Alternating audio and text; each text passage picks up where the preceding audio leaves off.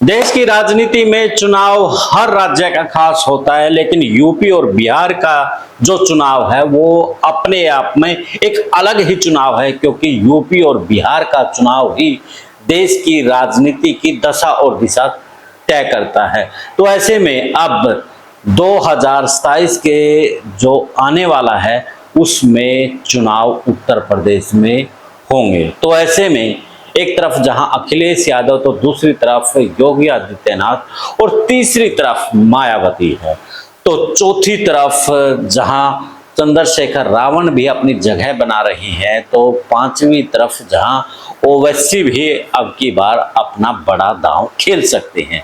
तो किस तरीके से योगी आदित्यनाथ अब की बार जो गठबंधन है क्या उसका मुकाबला कर पाएंगे, या फिर बीजेपी के अंदर ही जिस तरीके से अंदरूनी जो कलह है वो उसके लिए चोट करेगी, नुकसान करेगी।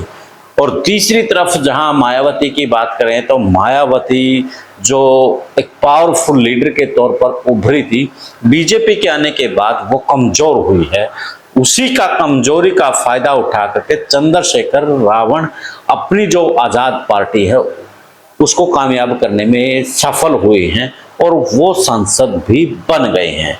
तो वहीं ओवैसी को लेकर के बात करें तो ओवैसी पर भी कहीं ना कहीं जो मुस्लिम वोट बैंक है उन्होंने एक विश्वास जताया है।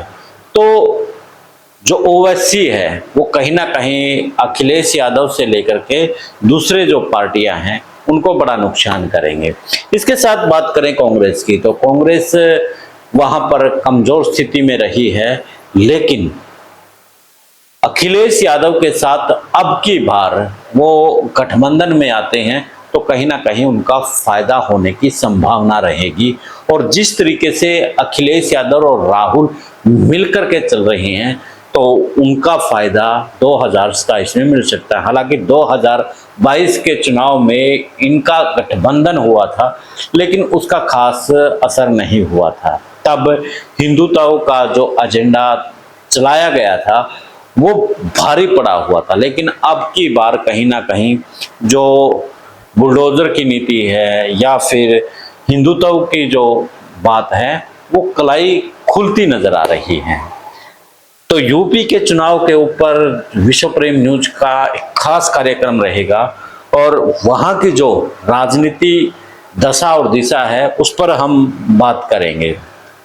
हर दिन हमारा एक इस पर विश्लेषण रहेगा। आज का विश्लेषण में इतना ही रहेगा कि यूपी में जहां एक तरफ मायावती चंद्रशेखर रावण दो वर्गों में बंट चुके हैं और वहीं जो मुस्लिम बड़ा वोट बैंक था वो ओवैसी ले जाने में कामयाब हो सकते हैं। योगी आदित्यनाथ के लिए जहां मुश्किल ये है कि अब बीजेपी में ही उनके खिलाफ बगावत के सुर हैं, जहां केशव प्रसाद मौर्य हैं वो उनके खिलाफ लगातार चल रहे हैं, तो वहीं कांग्रेस और अखिलेश यादव की जो आपस की ट्यूनिंग बनी हुई है वो बड़ा खेल कर सकती है। तो आज आपकी राय इस पर मैं जरूर चाहूंगा कि यूपी के अंदर क्या लगता है कि अखिलेश यादव और राहुल गांधी की जोड़ी कुछ मिलकर करेगी या फिर ओवैसी इनका समीकरण बिगाड़ देगा।